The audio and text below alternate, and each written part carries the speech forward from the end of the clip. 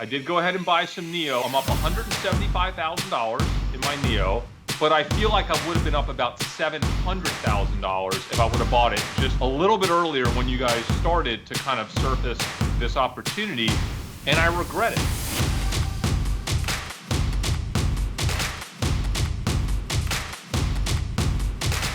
NIO, the electric vehicle company out of China that has its stock price exploding 1,000% since January. It also kind of reminds me of an electric vehicle company, one that I love to hate, Nikola Motors. But unlike Nikola, NIO actually makes real vehicles that you can drive, and lots of them, like 5,055 in October, which is a record for a Chinese automaker, but still far fewer than Tesla, at least at this point.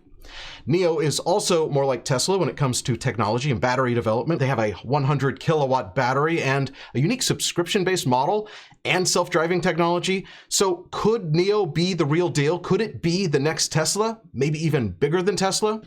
Our guest today thinks so. Today on Dumb Money Live, we're going to be joined by a couple of people from the Discord community on why they think NIO stock could easily double. If you're watching for whatever reason and have not smashed that like button, you should really do that now. What are you waiting for? Let's welcome now our guests. Our guests this morning from the Dumb Money Discord community, it's Leon and Wojtek. Welcome, guys. By the way, for anyone who's watching and not yet in our Discord group, you really should be. Go to dumbmoney.tv/Discord. You can get in there. It's completely free. Great discussions going on all the time. Nearly 10,000 members now.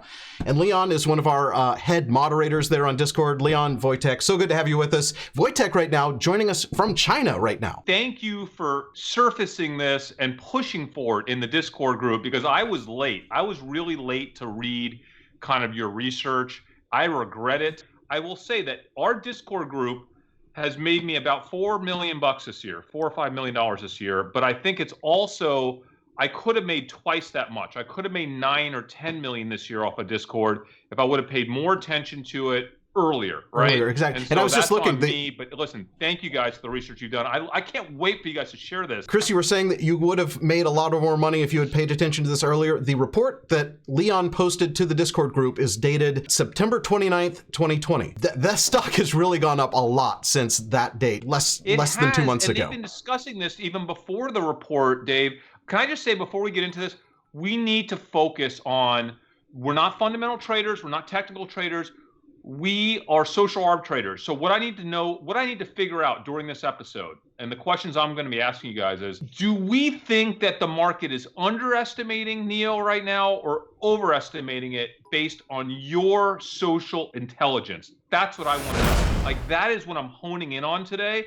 And if I walk away thinking, okay, the market still is underappreciating NIO based on the social intelligence that you guys are bringing to the table, then I'm probably going to keep my NIO. Otherwise, Chris, I'm probably going to sell it.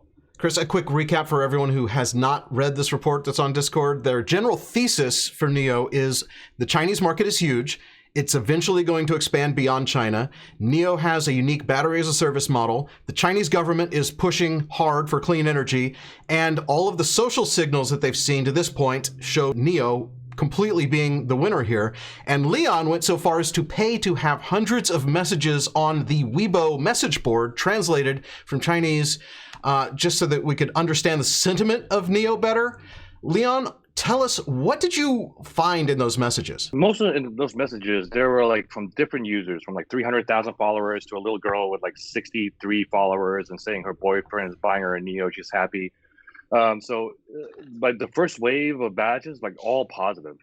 Maybe one guy had a question on battery life or whatnot, but yeah, it was a lot of young people. Look like affluent Chinese because it is a higher end model. Some tech reviewers talking about the technology. Now, Leon and Wojtek, correct me if I'm wrong, but NIO, they're the premium EV company in China, right? And there's a lot of EV companies. There's a lot. There's like a lot in China. Yes. So like, what sets them apart from all these other EV companies in China? I think I can answer that, since like I've been tracking NIO since basically their IPO in 2018. Like, I've been following them all the time. My girlfriend's best friend, she actually had NIO. So like I was actually driving it. And like the user experience, it's like, you know, imagine Tesla with the like all the technology and all the cool stuff, but like with the interior quality and with the like manufacturing quality of Porsche or Maserati. And like most of the people who actually own Porsche or Maseratis actually trade it to NIO. Like they are the biggest NIO buyers are the people who trade it from Porsches or Maseratis or BMWs or Audis. So they are really good at targeting this premium demographic. So that's the differentiation here. It is a premium brand, and that's like what I have to say about the EV market in general in China. Like there were like it was super crazy because like the government was pouring so much money into it in like last 2 years. Like there were maybe like hundreds of EV companies, and like maybe 95 of them were kind of like Nikola, like a lot of people were calling them PPT vehicles because only thing they had was the PowerPoint presentation behind them. So like there was a lot of fake stuff, but like a lot of involvement from the government and a lot of support for that. Because for instance, in Shanghai, maybe like 90% of taxis or 90% of like public transport is already hybrid or EV. However, like there was no, like they're trying to become like Porsche of EVs globally. So like that's what I think is what's really set them apart. So is their biggest competitor then Tesla? Yes and no. They are also very successful in this like in attracting this like never EV demographic, or like this demographic that would not even consider EV because of like they are like petrolheads and they love their gas burning cars so much. But their NIO actually managed to get some like very good inroads with this community. So like they are, I would not say they are definitely a competitor, but I would not say they are a prime competitor. Like there is also like BMW, Audi, Porsche, they are the main competitors. NIO is super differentiated. Yes, they're pulling so. consumers that, but Yes. I thought NIO didn't even make their, am I wrong? Do they even make their own cars or is it outsourced? They do not make their own cars, but they actually own all the technology behind them, all the patents behind them, and they only partner with like state-owned manufacturer to actually do the production. So like Tesla's an aspirational brand here. NIO would be the aspirational brand there. Okay. Yes. Do they have anything that's proprietary to NIO that would be give them a? I'm pretty sure they have actually like the battery swap technology is patented in China. Like I'm pretty sure they are the only ones who can actually use it in China. Like I'm not. Yeah, they have. I think they actually have like some patent for that, so that's a big differentiation. And They have like 1,400 patents. Yeah. Yes. Oh, okay, so mostly around battery tech then, so similar to Tesla. I would say so. Yes, I would say so. Yeah. Here's my dilemma, guys. It's a hot stock. It's a hot company. People have big expectations on it. So with Tesla was able to continue to raise the bar in terms of what they could be eventually as a company. They're like, it's an EV, but there's also a battery tech company. It's also an energy company, right? Like who knows how big Tesla can be 10 years from now, 15 years from now. And when there's no cap on your addressable market, because you can't even define what this company is going to be, that gives Tesla legs, right? And that's what made Tesla really interesting to me as an investor, right? That along with the passion people had for the brand. Is NIO in the same boat? Yeah, like are they competing with Porsche, or are they competing with a more mass appeal, broad, the way Tesla has come out with a Model 3? Are they going to have a lower end, more affordable version? They're definitely not aiming at the lower end market. Like that's not what they do. Like the lower end market, if you want exposure to that space in China, then you should look at BYD, because BYD is like basically their version of General Motors and their version of like this old school manufacturer, and they have been expanding rapidly in EVs, and they are actually very good at the lower end of the market. But NIO actually doesn't want to aim for that, because the lower end market in China is very much cutthroat. Like there is not much space to actually have some decent margin, because there is so much competition, so much money flowing in, so much money losing other competitors. So like they are not gonna go below premium. Like I highly doubt that. What could they do outside of just making high-end cars in Well, China? they can actually license the battery swap to other manufacturers, and they can actually build the like whole network and make the network available to users of other cars. So like they will completely replace the gas station model. Like that's what they aim at. Is that in their plan? Because is that so. part of? Okay. I think so. Yeah. Their battery stations. Yeah, that's in their plan for Can you talk others about to their use. battery program and how it's differentiated? Because I know it's a big piece of the NIO story. Well, basically, like it's like there's this box, and you drive your NIO inside of that box, and then they switch the battery within 5 minutes, and that's it. Like that's the whole thing. So like you don't have to charge it, you don't have to do anything. Supercharging. Right. Yeah. It's just like you go there, they switch your battery, you go home, and like it's all done in 5 minutes. So if they actually manage to convince other manufacturers to implement it, and they actually build a network for such a thing, then they could like make EVs way more mass market and way more available to everyone. And this report shows that NIO has done over 1 million battery swaps so far. Tell me what people can't read in a news story right now about NIO. Like, how do people feel about that battery switching technology? Like what is it like? Like, what are people saying? Is it like, wow, mind blown, this is a game changer, this is totally different from the way that we think about EV cars because of this cool box we drive? I still don't understand what the hell that box is. That's very weird. Does that make sense to you guys? Think of it like a Jiffy Lube. You know, you drive in and then they change your oil and you drive out. You basically drive your car into a box. They swap the battery out. I don't know how long that possibly takes or what the... Hey, I'm seeing somebody said 3 minutes. Yeah.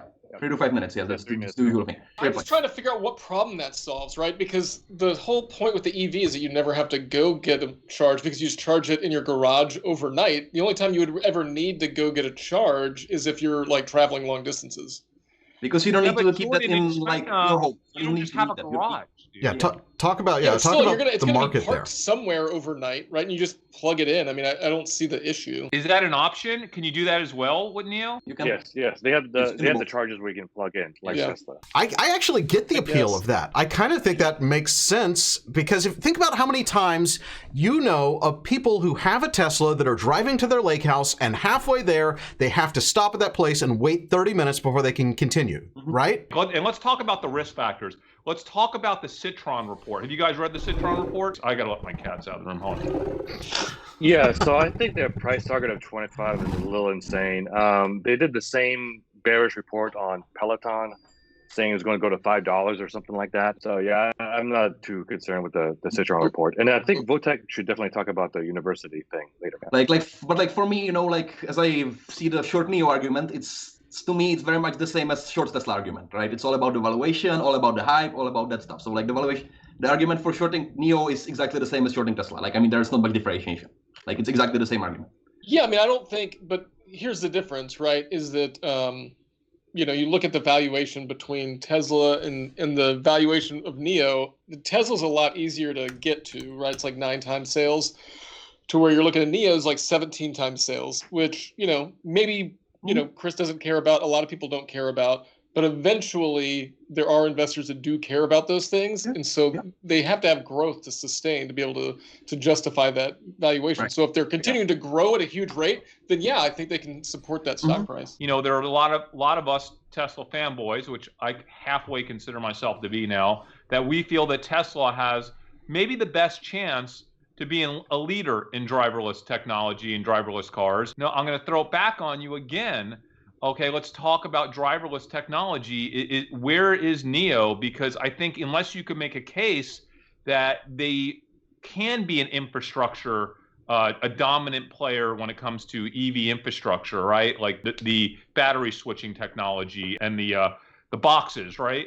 And unless you can make a case that they will have potential to dominate driverless tech, I think it's less exciting. So can you make that case? Where are they in terms of driverless tech? They own like 15% of this company, which is called Tita Taxi, which is like something, as you guys in your first video, you invested in Hitch, like in one of your first videos. It was like this long distance taxi company. You guys invested in that, I think. Yes. And like they own 15% of it in China, and it's already very much live there. Like I've been using it all the time. Like I really like, it's the cheapest way to get, like, you know, from out suburbs of city to downtown. Like that's the cheapest way, and it's very, very well used. And NIO already owns 15% of that. So they have some leverage there because you would want to have access to that type of network, obviously, to be a dominant player in driverless. It's not just about having the technology. It's about having access to the network and the consumer's attention, right? I just wanted to know what this thing is. Like this picture, is this like the AI bot that's built into the dashboard? It's like their version of Siri. Yeah, it's like built-in Siri for the car. Yeah. But then people decorate it? I just love China. This is, they're so... I would 100% decorate mine. 100%. It's awesome. That like they are like, so like there is not a single like negative comment from an owner that I had. Like when I've met like 5 to 10 people who own it. And that's why I bought it. I literally got into this investment exclusively based on your Weibo translations that you guys had done, because it felt very, very early stage Tesla to me, right? Like that's what it felt like. Yes. I want to really walk away going, what is it that the market underestimates about NIO, right? Like, what is it? Like, well, so think about that for the next few minutes. Now, I don't know what the market expects. The NIO investors, Wall Street, right? Do they fully grasp that at this point? That's the big question. So I'm thinking a lot of American investors and probably Wall Street funds too, they're not sure on NIO because there's so many Chinese electric vehicle companies in China, and the Nikola thing happened, and right now in the Western world it's all about Tesla. So I think that's why they're kind of missing the growth in China, and then NIO's expansion next year into Europe, and eventually plans to the US as well. I think Wall Street, it tends to look at, well, they're only selling 5,500 cars a quarter. It's ridiculous. The valuation is ridiculous. I'm not concerned about that. I can't say for sure whether this is going to be a big win or a loss for me, because who knows what's going to happen. This is a crazy world with this EV stuff, right? But I will say this. I think that Wall Street and the investment community typically underappreciates sentiment. They underappreciate the depth of emotional connection that people have with brands like this, okay? Like Peloton, for example, like Tesla, like Lululemon, okay? These are some of my favorite investments because Wall Street just doesn't really understand how strong that emotional connection is. And the reason why I invested in NIO is because of that emotional connection that I saw. And I think that's the reason why I'm going to stay in NIO at this point, right? Because I have a feeling that who knows how big this company can or won't be, but I think that's still being underappreciated, because in most of the Wall Street research that I read, they don't talk a lot about that, right? The same way people didn't talk about that with Tesla early on. So that's probably why I am going to stick with my $450,000, I think, investment in NIO for now, and we'll see where it goes. Guys, by the way, I want to remind everyone watching, we're not financial advisors. Clearly. This is not us telling you to buy NIO or not buy NIO. This is really just helping you with our methodology and kind of how we think about social arb trading, right? So we don't know your risk tolerance, and certainly do your own research, make your own decisions. This is how we evaluate a social arb trade, and we're going to be doing more and more in this with members of the Discord community. There are so many amazing social arb trade opportunities coming up this next quarter, and we'll be evaluating each of them separately. This one, I'm in. What do you think, guys? I think this kind of wraps it up, right? NIO.